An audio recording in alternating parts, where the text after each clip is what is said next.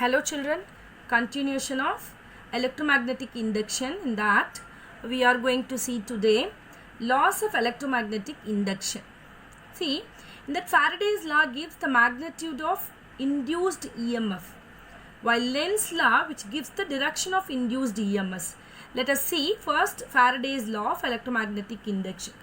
First, the definition of the electromagnetic induction, which is nothing but what we have seen, the phenomenon of production of induced EMF due to the change of magnetic flux linked with the closed coil, which he said that the magnetic flux linked with the closed coil, closed circuit, which changes an EMF is induced in it, which lasts only so change in flux takes place, which is nothing but magnetic induction, the thing he said.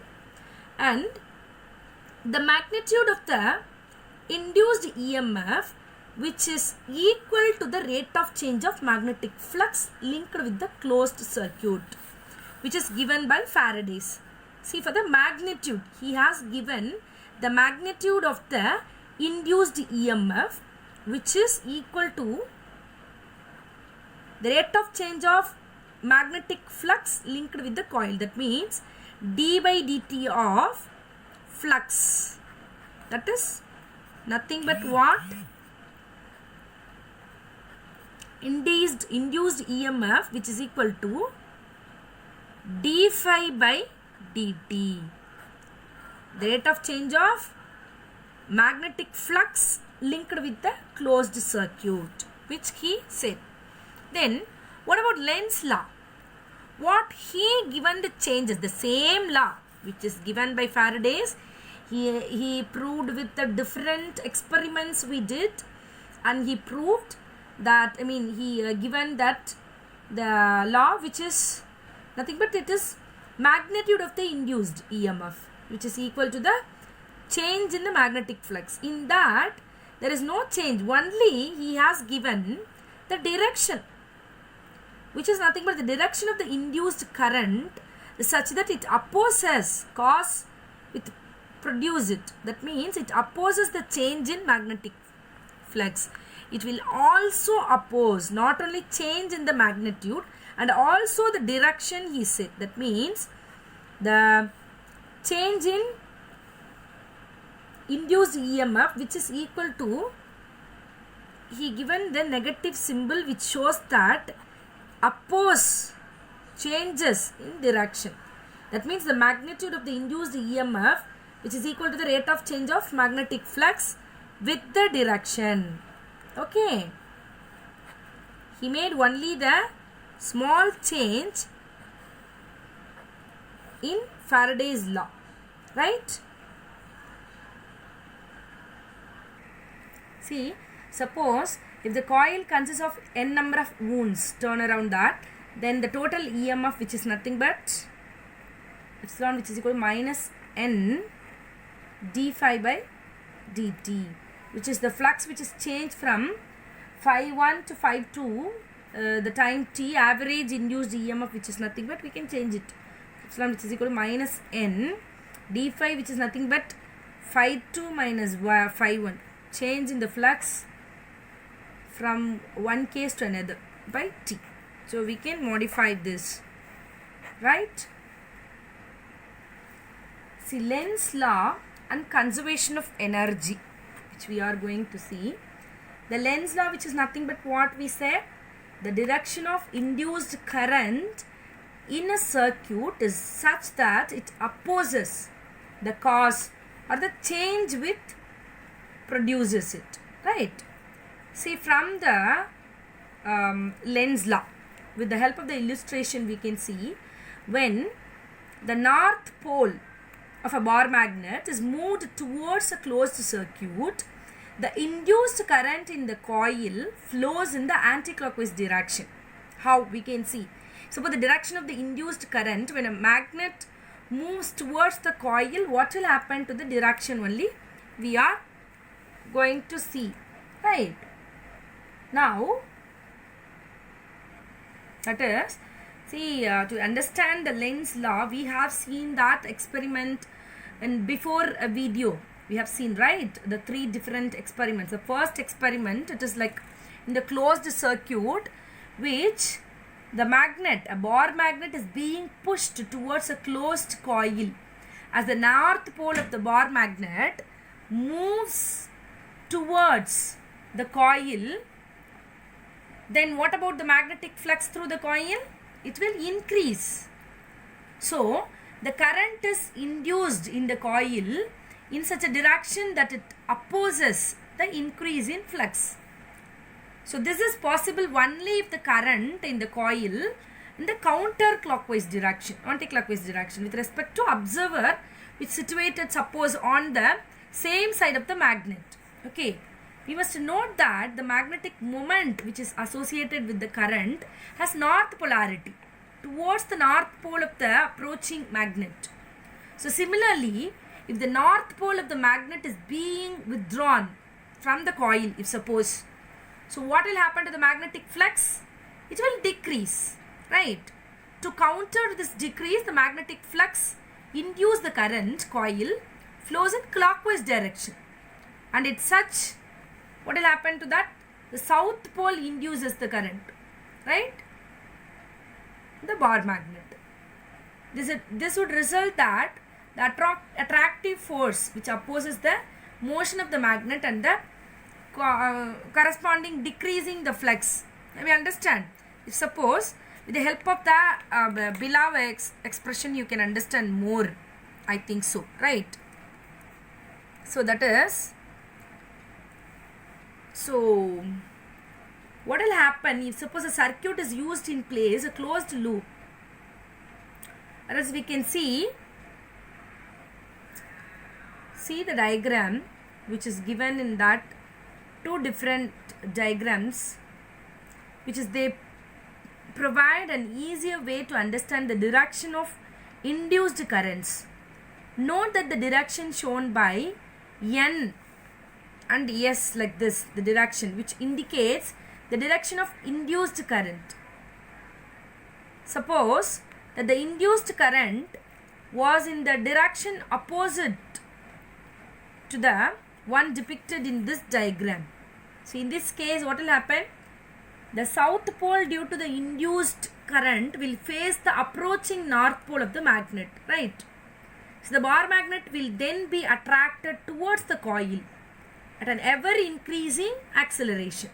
So a gentle push on the magnet will initiate the process, and its velocity, the kinetic energy, will continuously increasing without expending any energy, right? If this can happen, one could construct that particular motion, the machine, by the suitable arrangement. See, this will violate the law of conservation of energy. By that way only we can connect the laws of, Lenz's law and the conservation of energy, right? See, now consider the correct case, which is for this one. In this situation, the bar magnet experience a repulsive force due to the induced current. Therefore, a person has to do work in moving a magnet, that is, the energy should spend by the person, right? This energy which is depicted, or here it is dissipated by the Joule's heating law of effect, and it will produced by the induced current, right?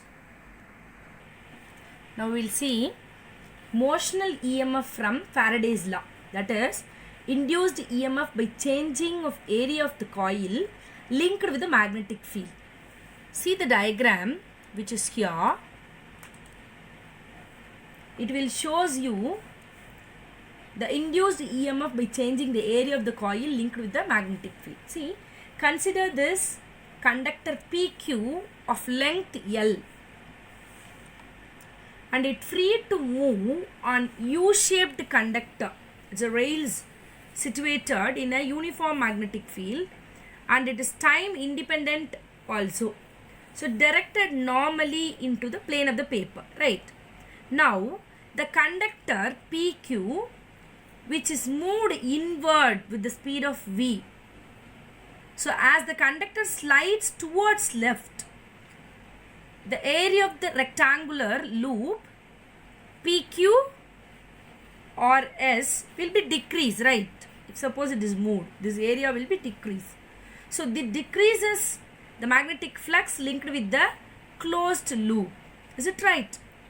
So an EMF is set up across the ends of the conductor PQ, because which an induced current flows in the circuit along the path PQRS.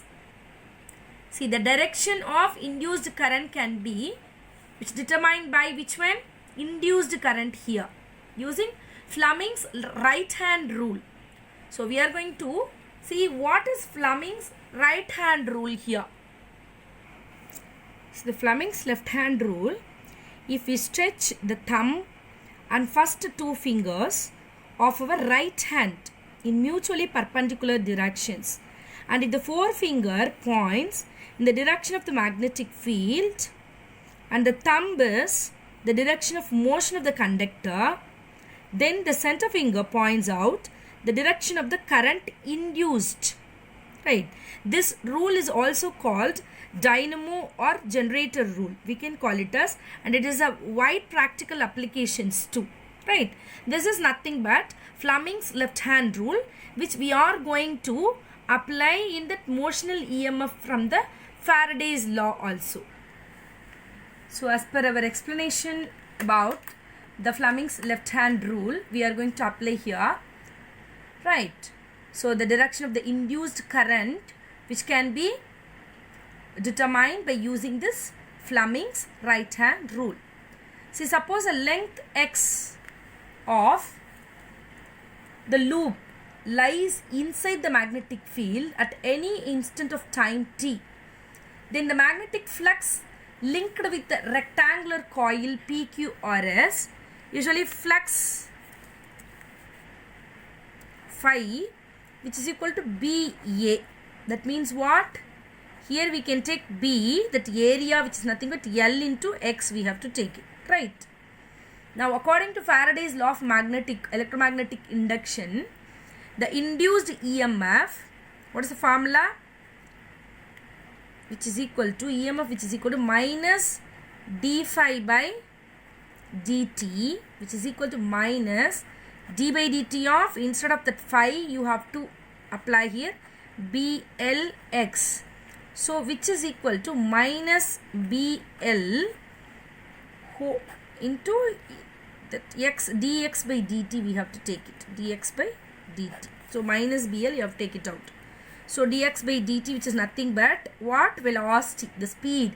We change with the speed, right? So that which is equal to EMF, which is equal to BLV. Okay. This is nothing but what? The motional EMF of the Faraday's law. So where dx by dt, which is equal to minus V, because of this dx by dt, what we said, that is equal to minus V. Because of the velocity V is increasing direction of x, because which is move towards left, means the PQRS rectangular loop is getting what? Reduces, decreases, right? So that it is going in the decreasing direction of x. So the induced EMF BLV is called the motional EMF. So because of this EMF is induced due to the motion of the conductor in the magnetic field. Understand? Right. This also we can explain with the Lorentz force. How it possible with the Lorentz force we can see. See, same like that. A conductor has a large number of free electrons. When it moves through a magnetic field, a Lorentz force acting on the free electrons can set up the current. See, same as that, a rectangular conductor in which arm PQ, it is freely moved. It is placed in the uniform magnetic field B, which is directed normally to the plane of the paper. See, as the PQ moved left with the speed V, the free electrons of PQ also move with the same speed towards left. So the electron, what it will experience? The Lorentz force. What is F magnetic field, which is equal to what it will come? Force of magnetic Lorentz force, which is equal to QVB. Is it right? QVB will come. Here, according to Fleming's left hand rule, acts the direction of QP, and hence the free electrons will move towards P. A negative charge accumulates at P and the positive charge at Q. Now what it will exert what type of field? That is, first what we said, Fm, which is equal to QVB, right? And here which is nothing but Fe, electric field, QE, right? See, on the free electrons, the accumulation of the charges at the two ends, it is continuous to that the force which has to balance it, so that Fm, which is equal to Fe, so that QVB, which is equal to what? QE, so that VB, which is equal to E. Okay, so the potential energy between the two ends P and Q, which is nothing but what it will come? It will come V, potential energy V, which is equal to EL. You have to take E into L. So which is equal to what? V into BL. Is it right? Yes, V instead of that E, we can write VB into L, right? So clearly we can understand that it is a magnetic force on the moving free electrons that maintains the potential difference, and it produces the motional EMF, that is E, which is equal to BLV, right? Understand that. See, the energy consideration, the quantitative study, we can see what are the different quantities. We can see that the current induced in the loop, how it will be. Let R be the resistance of the movable arm PQ of the rectangular loop, what we have seen, PQRS. Suppose the total resistance of the remaining arm QR, RS and SP. Okay. So in this, the remaining arm in that QR, you can see that QR, RS and SP, which is negligible to compared to that R. So then the current loop will be I is equal to what? E by R. Okay. So I is equal to E by R. So E, which is equal to what? BLV by R, we can say. See, like that same, we can give the force also. The force on the movable arm. So what will come? Force on the movable arm. So the conductor PQ of length L and carrying current I experiences a force F, which is perpendicular to the magnetic field. What will be the force? F is equal to, we know that ILB sin theta. Here sin 90 degree, right? Perpendicular to the magnetic field. So that sin 90, here ILB sin theta, sorry, sin 90, BLV by R into, instead of that I, LB. So what will come?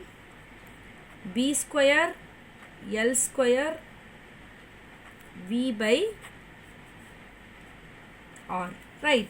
So this force acts in the outward direction opposite to the velocity of the arm. So according with Lenz's law, so we can prove that that move the arm with a constant velocity V, it should be pulled with a constant force. Is it right? So what is the power delivered by the external force in that? So the power supplied by the external force to this motion, which is movable the arm, P, which is equal to what? Force into that velocity V. So F into that V, which formula is related with that, F into V only we have to add it here. So F, which is nothing but what? B square L square V. So into V, V square by R. Okay. The next one is the power. See, the power dissipated as Joule's laws. So the power dissipated in the loop, what it will be? It may be P, which is equal to I square R.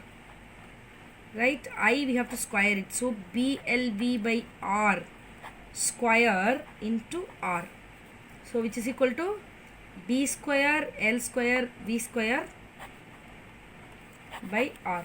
So clearly we know that the power delivered by the external force, which is equal to the power dissipated by the Joule's laws. So we can conclude that the mechanical energy which is expended to maintain the motion of the movable arm is first converted into the electrical energy. That means the induced EMF, and then only it is come to the thermal energy. So this is we can see with the law of conservation of energy. Is it right? We can connect this, right? Thank you, students.